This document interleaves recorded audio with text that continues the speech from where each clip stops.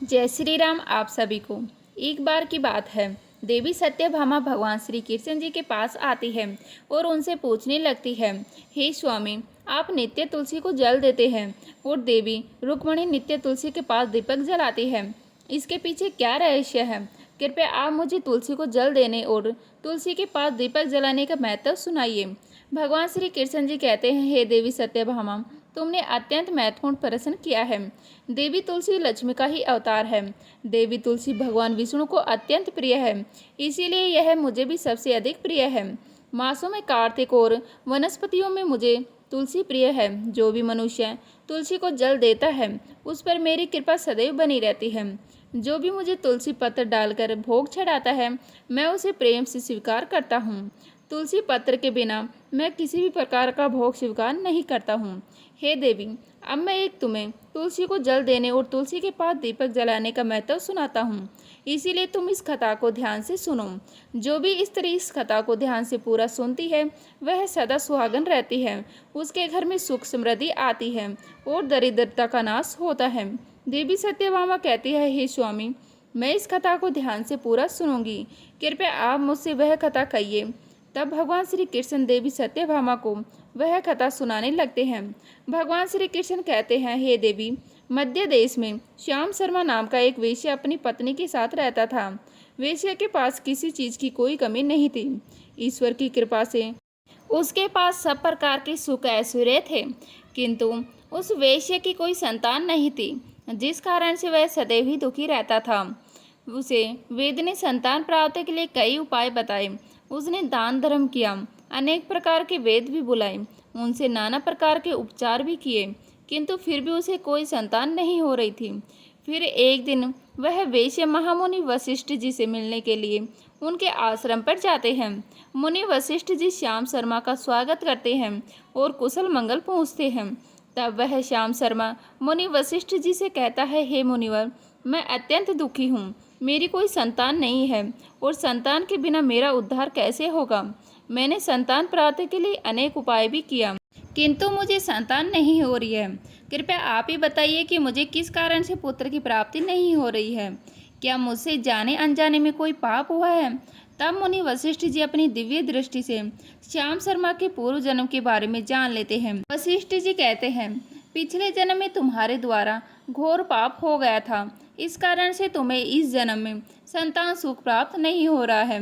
श्याम शर्मा कहता है, हे मुनिवर, कृपया मुझे बताइए, पिछले जन्म में मुझसे कौन सा पाप हुआ था और उस पाप से मुक्त होने के लिए मुझे कौन सा उपाय करना चाहिए। वशिष्ठ जी कहते हैं, पिछले जन्म में तुमने जो अपराध किया था उसके विषय में सुनो। पिछले जन्म में तुम एक अहंकारी वैश्य थे। तुम्हारा जन्म धनवान कुटुंब में हुआ था। तुमने पिछले जन्म में एक गाय को अत्यंत दुख दिया था। एक दिन एक गाय भूख और प्यास से व्याकुल होकर तुम्हारे द्वार पर आई थी, किंतु तुमने उस गाय को न रोटी खिलाई, न चारा खिलाया और न ही उसे जलपान कराया। तुमने बड़ी ही निर्दयता से उस गाय को अपमानित करके घर से निकाल दिया। उस गाय ने अभी अभी बछड़े को जन्म दिया हुआ था और भूख से व्याकुल होने के कारण वह गाय वहीं पर मूर्छित होकर गिर पड़ी और उस दिन वह अपने बछड़े को दूध नहीं पिला पाई। इसीलिए इस गाय ने तुम्हें श्राप दे दिया था। इस गाय के श्राप के कारण तुम्हारी ऐसी दुर्दशा हुई है। उस गाय के श्राप के कारण तुम्हें इस जन्म में संतान नहीं हो रही है।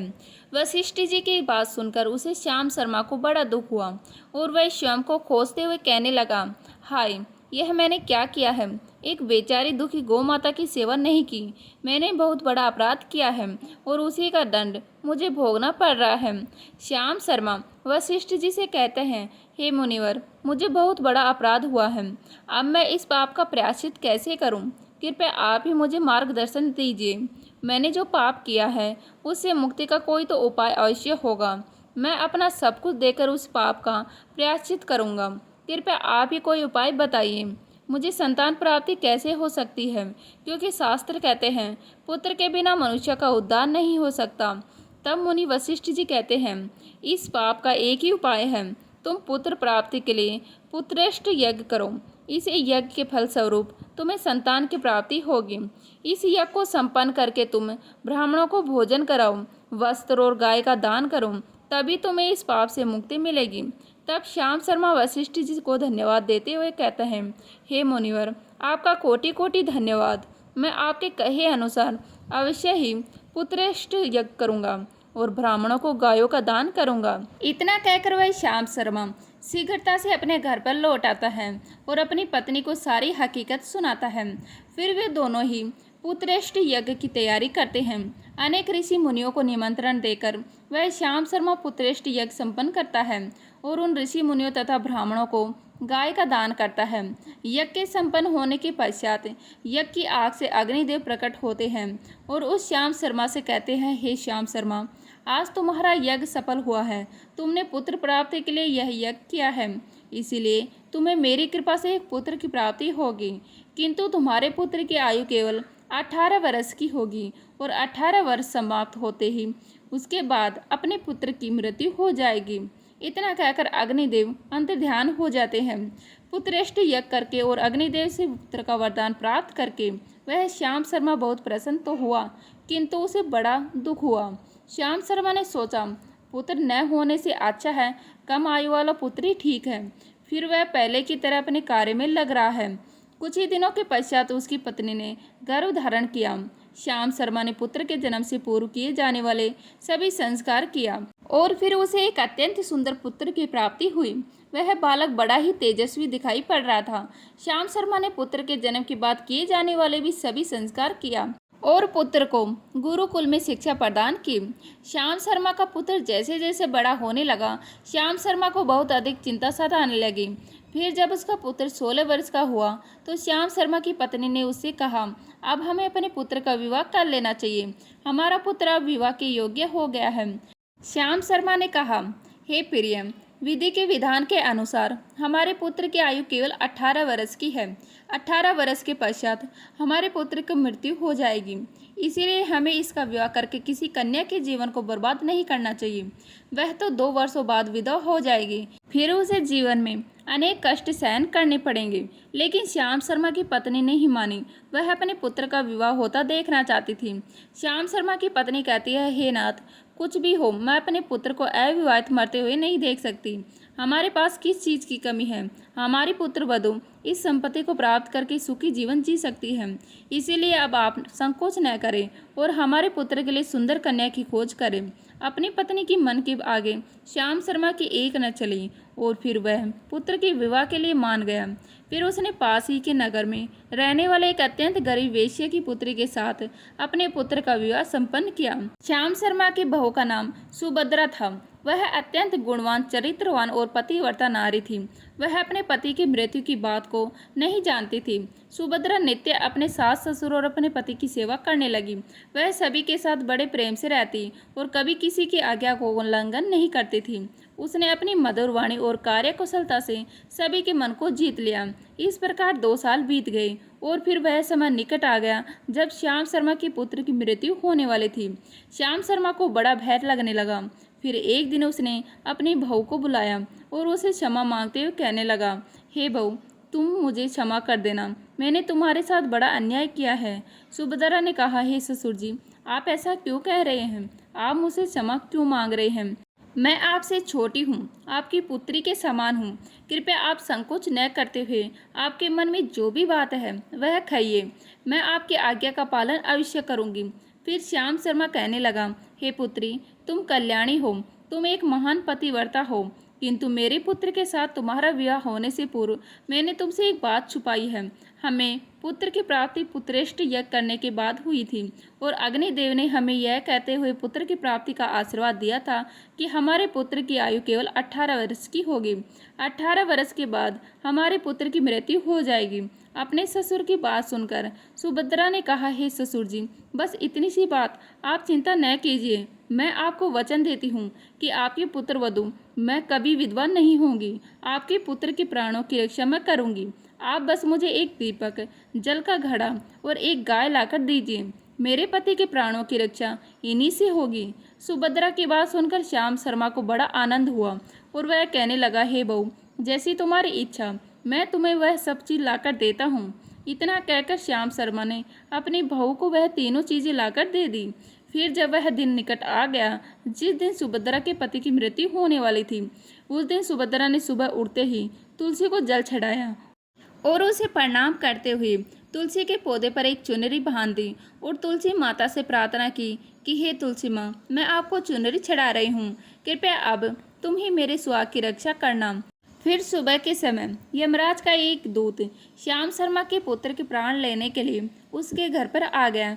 जैसे ही वह घर में प्रवेश करने लगा तब तुलसी के पौधे ने उसे रोक दिया और कहा, हे यमदूत, इस घर में निवास करने वाले स्त्री ने मुझे चुनरी चढ़ाई है और इसीलिए अब उसके सुहाग की रक्षा मैं कर रही हूँ। तुम इसके घर में प्रवेश नहीं कर सकते। इतना कहकर तुलसी ने यमराज के उस दूत को घर में जाने से रोक दिया। वह दूत भयभीत होकर सुभद्रा के पति के प्राण लिए बगैर ही यमपुरी लौट गया। यमपुरी में जाकर उसने यमराज से कहा, हे धर्मराज, मैं धरती लोक पर एक पुरुष के प्राण लेने के लिए गया था, किंतु तुलसी के पौधे ने मेरा रास्ता रोका। उस तुलसी के पौधे के कारण मैं घर में प्रवेश नहीं कर पा रहा हूँ। इस बात पर यमराज को बड़ा क्रोध आ गया। फिर उन्होंने अन्य दो दूतों को बुलाया और कहा, तुम अब शाम के समय सुभद्रा के घर जाओ। जब तुलसी का पौधा सो रहा होगा तुम उसके पति के प्राण लेकर यमलोक आ जाओ। फिर शाम के समय यमराज के दो दूत सुभद्रा के घर की ओर निकल पड़े। सुभद्रा ने शाम होते ही तुलसी के पास एक दीपक जला दिया और उससे प्रार्थना की कि हे दीपक, अब तुम ही मेरे पति के प्राणों की रक्षा करो। यह दूत मेरे पति के प्राण लेने के लिए आ रहे हैं। फिर शाम हो गई, तुलसी का पौधा सो गया और यमराज के दो दूत सुभद्रा के घर के सामने आकर खड़े हो गए और सोचने लगे, अब तो इस मनुष्य के प्राण लेकर ही हम यमपुरी लौटेंगे। जैसे ही यम के दूत सुभद्रा के घर में प्रवेश करने लगे, तुलसी के पास लगाए हुए दीपक ने उनका रास्ता रोक दिया और कहा, हे दूतों, तुम अब इस सुभद्रा के पति के प्राण नहीं ले पाओगे। उस स्त्री ने मुझे प्रज्वलित करके उसके पति के प्राणों की रक्षा करने की प्रार्थना की है, इसीलिए अब मैं उसके पति के प्राणों की रक्षा कर रही हूँ। इसीलिए तुम आज उसके पति के प्राण नहीं ले पाओगे। तुम यहीं से लौट जाओ, नहीं तो मैं सब कुछ जलाकर भस्म कर दूंगी और मेरी अग्नि में तुम दोनों भी जलकर भस्म हो जाओगे।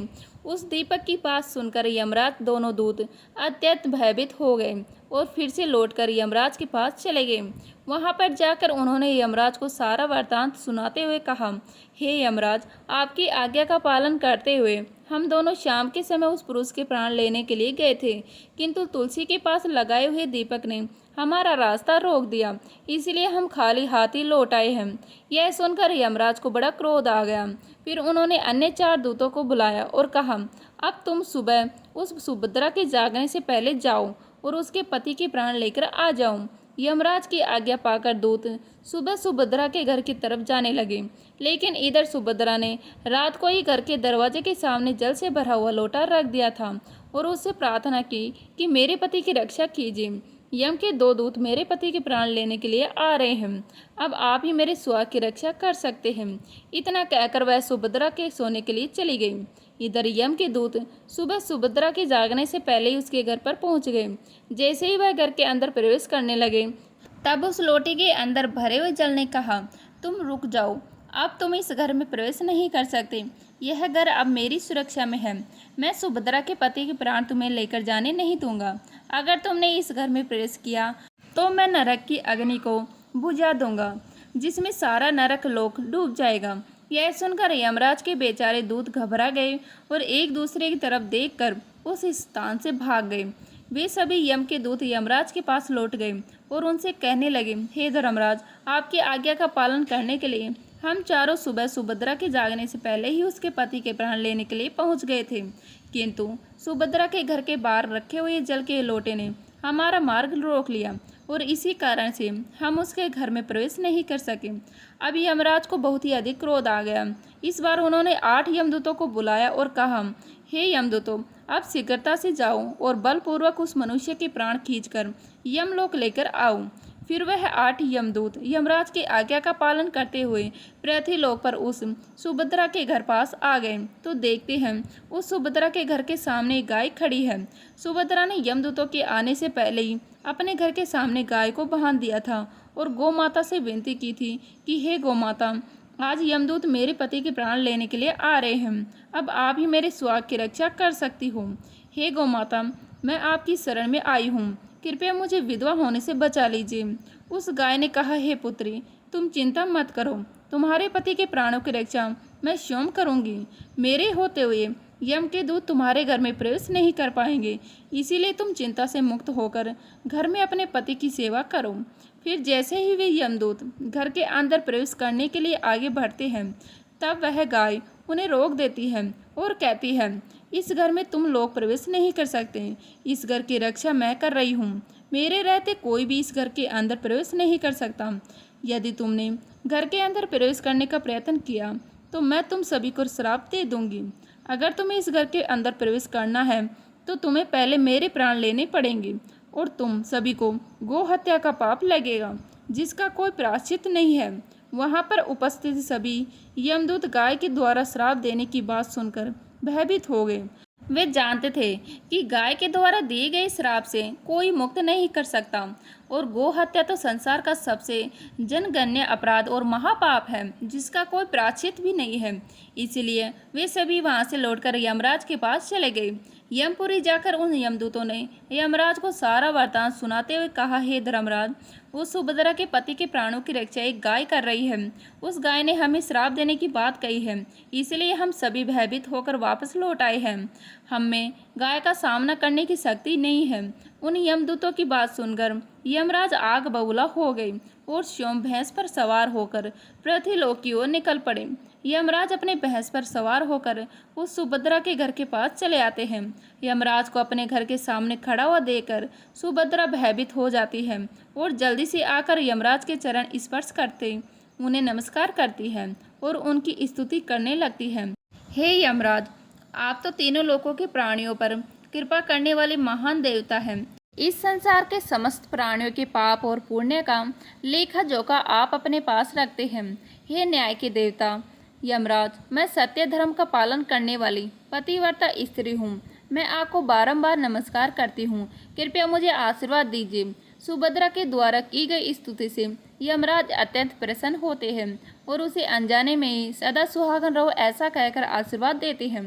फिर जब यमराज सुभद्रा के पति के प्राण लेने के लिए जा रहे होते हैं तो सुभद्रा कहती है, हे यमराज, आपने अभी मुझे सदा सुहागन रहने का आशीर्वाद दिया है और अब आप मेरे पति के प्राण लेने जा रहे हैं। इससे तो आपका आशीर्वाद झूठा साबित हो जाएगा।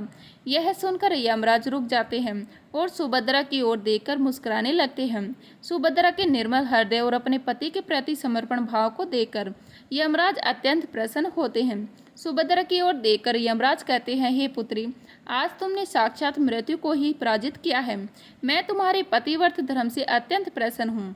अब मैं तुम्हारे पति के प्राण छोड़ देता हूँ। तुम्हारी जो भी मनोकामना है वह मुझसे मांग लो। तब सुभद्रा ने कहा, हे यमराज, मैं अपने पति के लिए 100 वर्ष की आयु मांगती हूँ। मेरे लिए मेरे पति ही परमेश्वर है। मैं अपने पति को छोड़कर जीवित नहीं रह सकती, इसीलिए आप मुझे यही वरदान दीजिए। तब यमराज प्रसन्न होकर कहते हैं, तथास्तु। हे कल्याणी, आज से जो भी स्त्री अपने घर के सामने तुलसी का पौधा लगाती है, तुलसी के पास शाम को दीपक जलाती है, जिस घर के सामने गाय बंधी होती है और जो स्त्री अपने घर के सामने जल का लोटा रखती है, उसके घर में कभी मेरे दूत प्रवेश नहीं करेंगे। इतना कहकर यमराज उस स्थान से अंतर्ध्यान हो जाते हैं। भगवान श्री कृष्ण कहते हैं, हे देवी, इस प्रकार से उस सुभद्रा ने अपने पतिव्रता धर्म का पालन करके उसकी मृत्यु को टाल दिया था। इसीलिए जो भी स्त्री अपने घर के सामने तुलसी का पौधा लगाती है, रोज शाम को तुलसी के पास दीपक जलाती है, उसके घर में मृत्यु प्रवेश नहीं करती है। जिस घर के सामने गाय बंधी होती है, उस घर में कभी दुख दरिद्रता नहीं आती है। जो स्त्री अपने घर के सामने जल से भरा हुआ लोटा रखती है, उसके घर में कभी शोक नहीं होता है। तो इस प्रकार से भगवान श्री कृष्ण ने देवी सत्यभामा को तुलसी के पास दीपक जलाने का महत्व सुनाया। तो आपको यह कथा कैसी लगी है, कृपया कमेंट करके जरूर बताइए। और वीडियो पसंद आया हो तो लाइक करें और कमेंट में जय श्री कृष्ण अवश्य लिखें। तो मिलते हैं इसी तरह की नई वीडियो के साथ। तब तक के लिए जय हिंद, जय भारत, जय श्री राम।